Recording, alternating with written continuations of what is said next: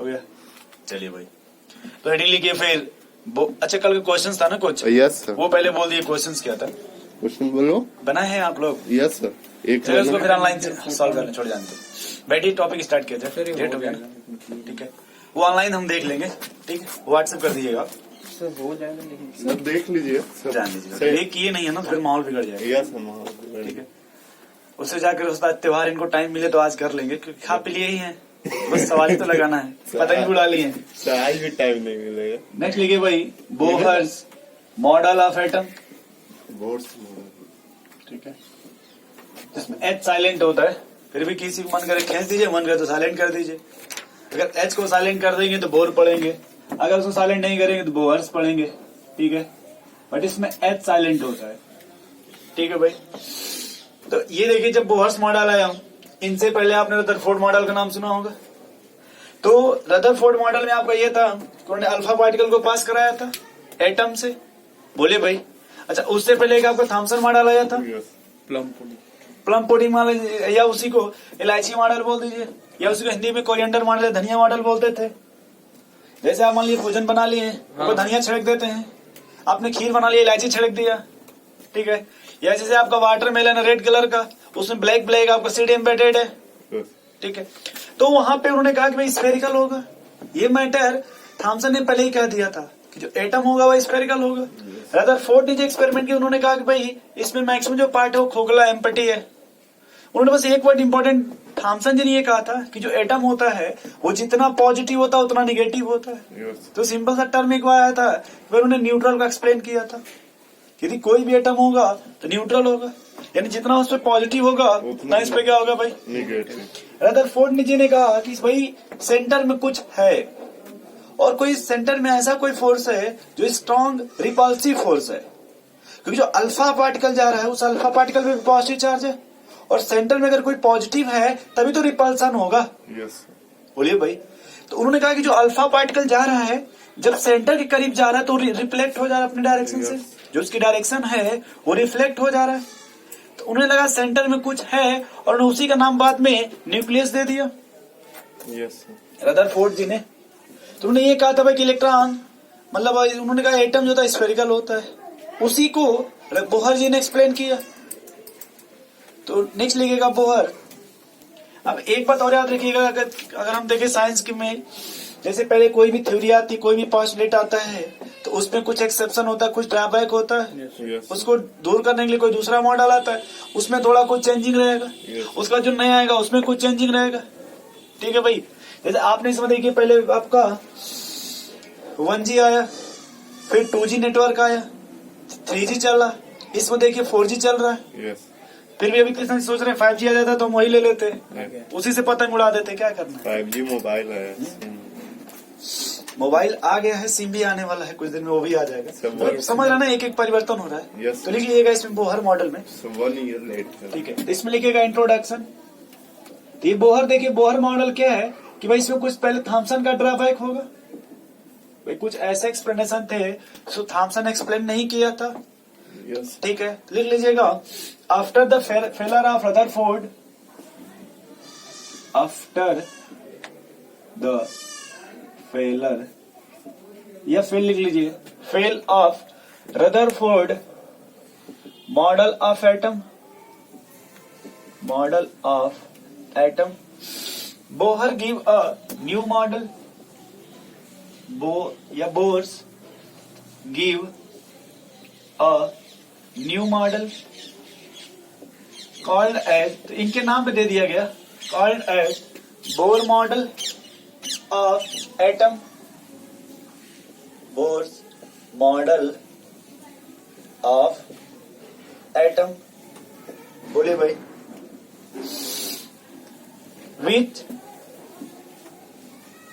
which is based upon physical and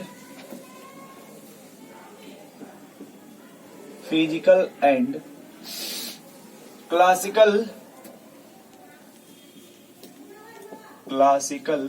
law of physics,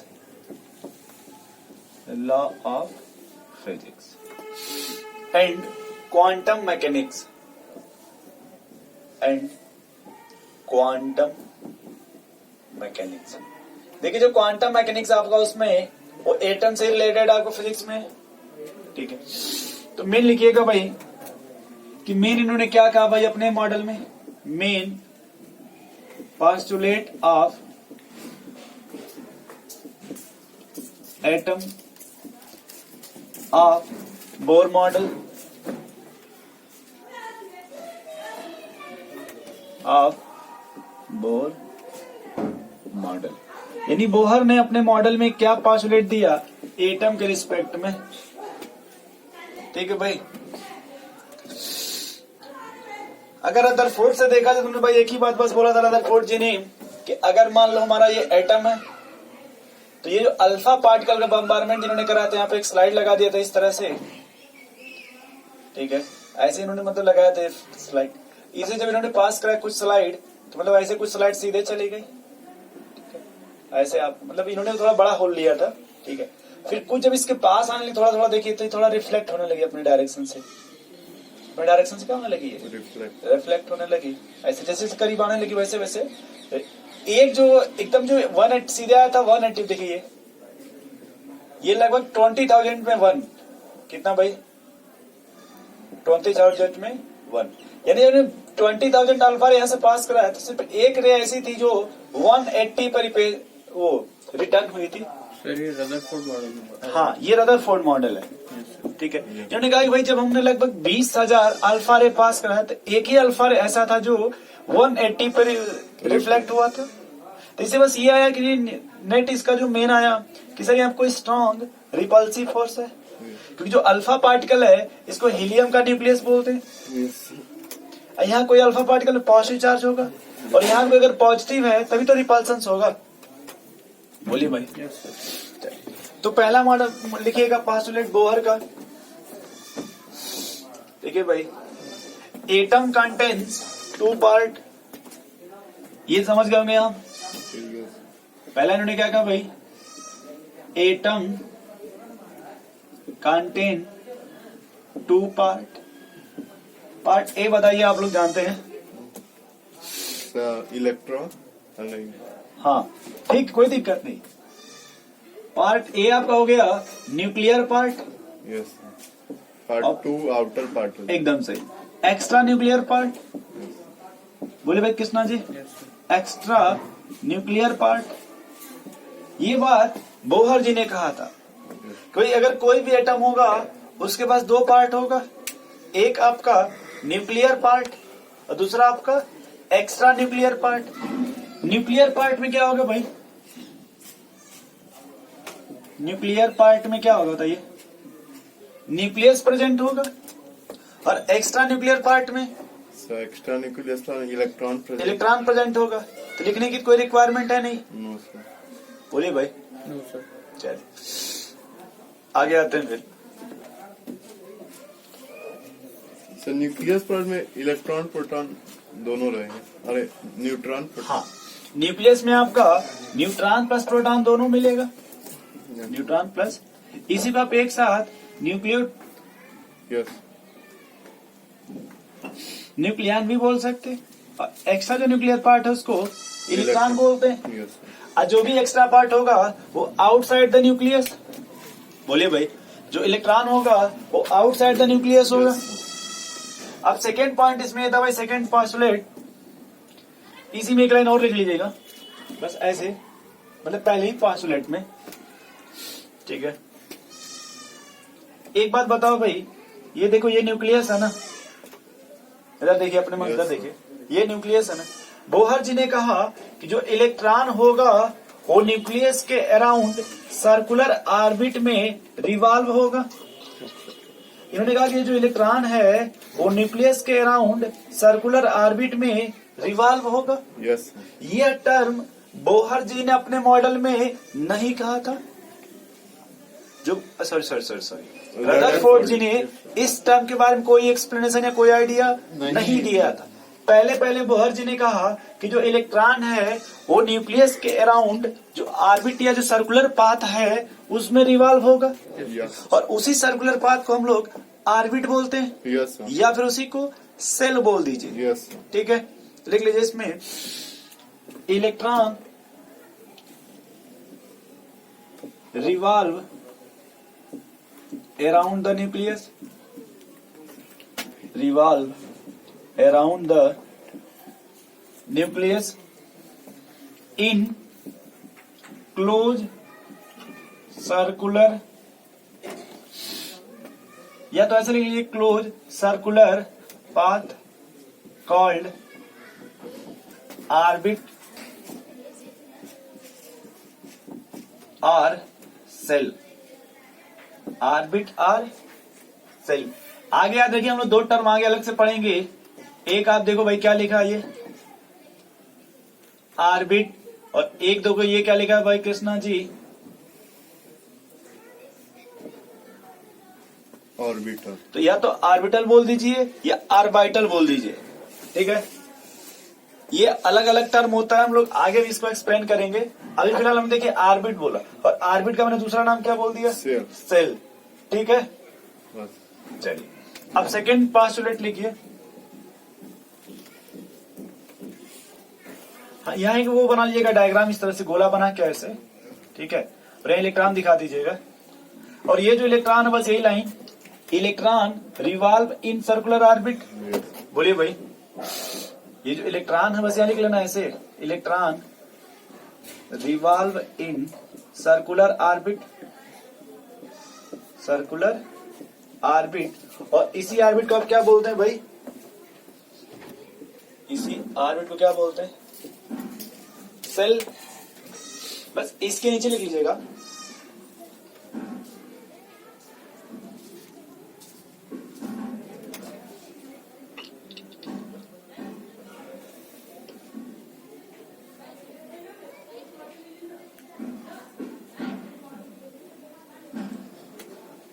चले भाई आगे बोलिए। यस। चलिए अब देखिए कृष्णा जी, सेकेंड पोस्टुलेट ये था, देखो भाई कि जैसे ये न्यूक्लियस है ना। अच्छा, आप लोग लंका से होते हुए आते हैं ना? यस। बोलिए भाई, या तो लंका से होते हुए आइए या फिर आप रविदास गेट से होते हुए आइए। यस। दो ही गेट है ना आपके पास। यस। तो यदि आप लंका से या बेच्चू वाले चौराहे से, मालवीय जी वाले चौराहे से Yes. आइए, किसी भी गेट से आइए, उससे कोई मैटर Yes. नहीं है, हमें गेट का कोई मैटर नहीं है, भगवानपुर से कहीं से आप आओ। Yes. बस मैटर ये कि वहां पे आप कभी देखिएगा कुछ लिखा रहता है स्टेशनरी दुकानें, यस। या वहां पे कुछ लिखा होगा स्टेशनरी सामान यहाँ अवेलेबल है, जैसे जहाँ बुक की दुकान होगी या पेंसिल की। Yes sir. क्या भाई, ठीक है, वहाँ स्टेशनरी लिखा रहता है ना। उस स्टेशनरी का क्या मीनिंग होता है वहाँ पे? स्टेशनरी का मतलब सर, मतलब रुका हुआ। रुका हुआ, यानी वो दुकान वहीं रहेगी यस। भाई। वो जब भी आप आइएगा, वो ओपन हो ना हो अलग मैटर है, बट स्टेशनरी यानी वो हमेशा फिक्स वहीं रहेगी ना। जैसे स्टेशन देखिए, अब ऐसा तो ट्रेन आएगी तो वहां ट्रेन चली जाएगी तो वो भी ट्रेन चला जाएगा। तो यहाँ देखिए, यहाँ पे जो भी ऑर्बिट है सबका अपना अपना एनर्जी होता है, और उस एनर्जी को हम बोलते हैं स्टेशनरी एनर्जी या स्टेशनरी ऑर्बिट। स्टेशनरी ऑर्बिट का मीनिंग हुआ कि उसकी एनर्जी फिक्स होगी। अगर कोई फर्स्ट में है तो फर्स्ट की एनर्जी होगी, अगर कोई सेकंड ऑर्बिट में तो सेकंड की एनर्जी होगी, यस। और वो एनर्जी चेंज नहीं होगी। जब स्टेशनरी बोल दीजिएगा यानी वो फिक्स हो गया। यस। बोलिए भाई, स्टेशनरी अगर आप बोल दीजिएगा तो फिक्स हो गया ना दुकान वहां पे। और सर उसको जबरदस्ती हटा दिया जाए तो? हाँ, ये भी सही है। तो इसको हम बोलेंगे एक्साइटेशन डी एक्साइटेशन। जैसे म्युनिसिपालिटी वाले आ गए, उठा के फेंक दिए। जैसे आपने भी देखा था मुंबई का मामला, बीएमसी वाले आए थे, कंगना जी का मकान तोड़ दिए थे। Yes sir. तो अलग मैटर होगा, उसको कोई एक्साइट करेगा तब तो इस तरह का होगा। यस। वो ऐसा प्रोसेस इसमें भी आएगा, एक्साइटेशन और डी एक्साइटेशन। वो आपका 6वें या 7वें पोस्टुलेट में उस चीज को हम लोग पढ़ेंगे। वो बीएमसी वाले आए थे ना, वो महाराष्ट्र में यस। कंगना जी का मकान तोड़ ताड़ दिए थे। जी सर। वो बीएमसी उससे स्टेशनरी से छेड़छाड़ हो गया वो। यस। ठीक है, इधर आइए वापस पे। तो इसमें सेकंड पोस्टुलेट लीजिएगा, these orbit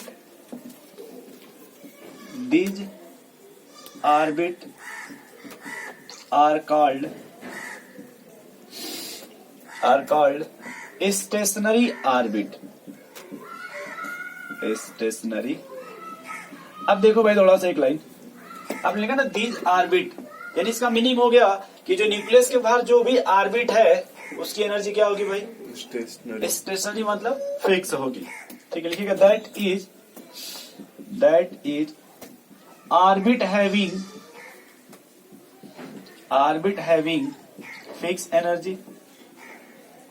that is orbit having fix energy. अच्छा, दीज ऑर्बिट समझ रहे हैं आप लोग? यहाँ जो मैंने लिखा है, इसमें अभी कोई नाम नहीं लिखा है, नाम आगे लिखेंगे ऑर्बिट का भी। दीज मीन्स हुआ कि ये जो भी ऑर्बिट है अपना एनर्जी क्या होगा? सबका फिक्स होगा। अब आपस में सबका इक्वल नहीं है, मीन्स जैसे फर्स्ट है तो उसकी वही एनर्जी रहेगी, इलेक्ट्रॉन उसी में घूमता रहेगा। ठीक है, अब बाद में जब आपके हिसाब से उसको फेंक देंगे कहीं और तो अलग मैटर है अभी। ठीक है कृष्णा जी, तो अगला पॉइंट इसी में लिख लीजिएगा कि देयर। अब देखो भाई, ये जो न्यूक्लियस है इधर देखो भाई, यहां से आपको ऐसे इनफाइनाइट ऑर्बिट मिलेंगे। कितने? अब वो डिपेंड करेगा कौन सा एटम पे, एटम पे डिपेंड करेगा, इलेक्ट्रॉन पे डिपेंड करेगा। इलेक्ट्रॉन कहिए, उससे पहले एटम कह लीजिए। Yes. देखिए, कोई एटम होगा उसके अंदर इलेक्ट्रॉन मिलेगा ना, यस सर। तो डिपेंड करेगा एटम पे कि किसी एटम में कितने इलेक्ट्रॉन है। यस। ठीक है, बट अगर कोई भी एटम है तो उसमें ऑर्बिटल कितनी होगी भाई? इनफाइनाइट। हाँ, अब उस एटम में कितने इलेक्ट्रॉन है तो ये डिपेंड करेगा कि वो जो इलेक्ट्रॉन है वो कितने ऑर्बिटल को ऑक्युपाई कर रहा है या कितने ऑर्बिटल में रिवॉल्व हो रहा है। Yes. बट ऑर्बिटल कितनी होगी? इनफाइनाइट। लिखिएगा there are infinite stationary orbital, stationary orbits बोलिएगा, orbits, stationary orbit available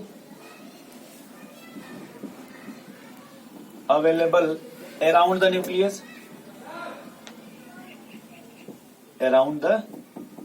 nucleus, ठीक है भाई। There are infinite stationary orbit available around the. अब देखो भाई कृष्णा जी, ये क्या है आपका? प्लस है तो न्यूक्लियस मान लीजिए। यस। अब आपने कहा कि sir these orbit are called stationary orbit, that is orbit having fix energy. There are infinite stationary orbit ना, बोलिए भाई। यस। अवेलेबल, देखिए भाई ऐसे, क्या ये समझ रहे हैं? जी सर। बोलिए भाई। अब ये न्यूक्लियस से देखिए आपका कौन सा है भाई? First shell, second shell, third shell, fifth, sixth. अब हम यहाँ पे लिख दें ऐसे, वैसे बोलो भाई, ये क्या हो जाएगा? के और M N O P Q are.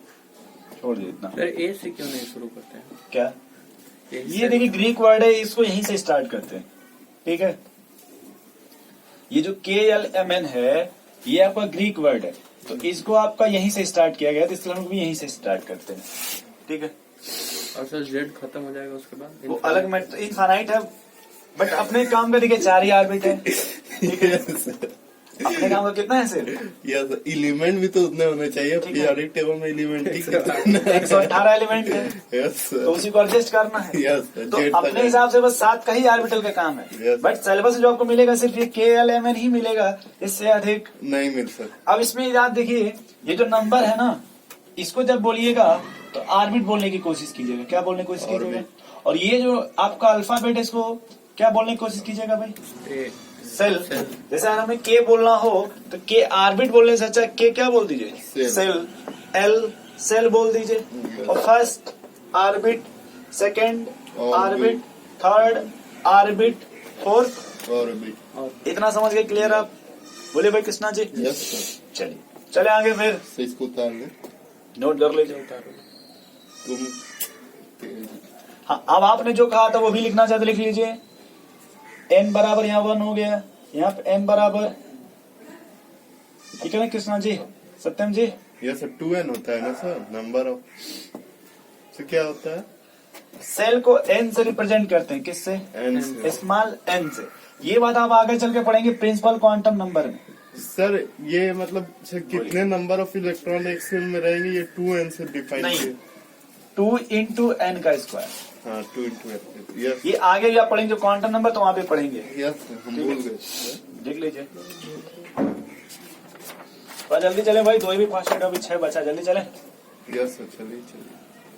चलिए देखिए अब ये थर्ड पोस्टुलेट आपका ये है कि भाई डायग्राम याद नहीं कर सकते तो क्या? बेटा दें इसको, यस सर, यूज कर लीजिए। हाँ, तो तुम अरे नहीं बना लीजिए, तो ये आपका फायदा ही करेगा, नुकसान नहीं करेगा। डायग्राम छोटा ही बना लीजिए, वहाँ पे स्पेस का माप लाइन से इधर बना लीजिए, रेड लाइन से इधर करिए, उसमें बना लिया करिए, कृष्ण बट तेज थोड़ा है मत सर। कीजिए। यस, बहुत तेज। ठीक है, अरे अभी बस तो गुस्सा सर, मत, अभी तो याद होगा, लेकिन बाद में जब रिवाइज करना रहेगा तब भूल। वो डायग्राम बस 1 सेकंड देखिएगा, आपको पूरा दिन में वो बन जाएगा। Yes sir. चलिए अब यहाँ थोड़ा देखो भाई, जो थर्ड पोस्टुलेट है, थर्ड में ये कहा गया कि जो इलेक्ट्रॉन है वो ऑर्बिट में रिवॉल्व हो रहा है, ठीक है, Yes, बट हर ऑर्बिट में रिवॉल्व नहीं होगा। उसी में होगा जिसका angular momentum integer multiple of n h upon 2 pi होगा, या फिर आप बोल दीजिए h upon 2 pi. Integer multiple का मीनिंग होता है कि या तो अपने यहाँ कोई फर्स्ट सेल होगा, या सेकंड होगा, या थर्ड होगा, या फिर क्या होगा। तो वो थर्ड का पार्ट है ना, तो उसको इधर लिखिए तो अच्छा चलिए यहाँ लिख दे रहे हैं, यस सर। उसी में लिखिए। चलिए ये ले लेते हैं। देखिए जो थर्ड पोस्टुलेट में ये कहा गया कि अगर ये न्यूक्लियस के बाहर आपका इनफाइनाइट ऑर्बिटल है, यस सर। स्टेशनरी ऑर्बिट है, तो जो इलेक्ट्रॉन है वो हर ऑर्बिट में रिवॉल्व नहीं होगा, उसी ऑर्बिट में रिवॉल्व होगा जिसका angular momentum integer multiple of H upon, sir angular momentum क्या होता है? बताते हैं, ठीक है, एच अपॉन यस 2 पाई होगा। या फिर इसी को अगर मान लीजिए इंटीजर का मतलब हो गया कि अगर कोई सेल होगा तो कम से कम कितना होगा भाई, से कम 4 फर्स्ट सेल होगा, Yes, या फिर क्या होगा, सेकंड से बट कोई सेल 0.5 नहीं होगा, या फिर No. कोई भी सेल 2.5 नहीं होगा। ये कह रहे। हाँ, एंगुलर मोमेंटम क्या है भाई, देखिए मोमेंटम क्या है आपका, कोई भी अगर लीनियर जब मोशन करता है एच उससे मास क्या है into sir? Velocity. Yes, mass is to velocity. लेकिन अगर वही आपका पार्टिकल जब सर्कल में किसी एंगल पर रोटेट होने लगे, that is called angular momentum. Yes और ये जो एंगुलर मोमेंटम है ये टर्म आपको मिलेगा फिजिक्स में, यस सर। ठीक। इसकी सर वेलोसिटी हमेशा मतलब कांस्टेंट रहती है कि इंक्रीज करती है? नहीं, कांस्टेंट होती है, हाँ, कांस्टेंट होती वेलोसिटी कांस्टेंट होती है। अब Direction आपने कहा से एच क्या बदलता रहता भाई, है। एच आपने कभी लिखा होगा प्लाइंग कांस्टेंट, है। Line constant, yes sir. वही होता है। एक बात और याद रखिएगा कि एच अपॉन 2 पाई को आप एच हाफ या एच कट बोलते हैं, जैसे ऐसे कर देंगे इसको, एच हाफ या फिर एच कट बोलते हैं, यस सर। ठीक। तो थर्ड पोस्टुलेट में क्या लिखेंगे भाई, सुनिए पहले कि हमारे पास इनफाइनाइट ऑर्बिटल है, सॉरी ऑर्बिट है। न्यूक्लियस के बाहर कितने ऑर्बिट है भाई, 3। इनफाइनाइट, ये आपने सेकंड में लिखा, यस बट इलेक्ट्रॉन उसी में, उसमें से भी, उस इनफाइनाइट में से उस ऑर्बिट में रिवॉल्व होगा जिसका angular momentum integer multiple of H upon 2k होगा। 2 पाई होगा, Yeah. वही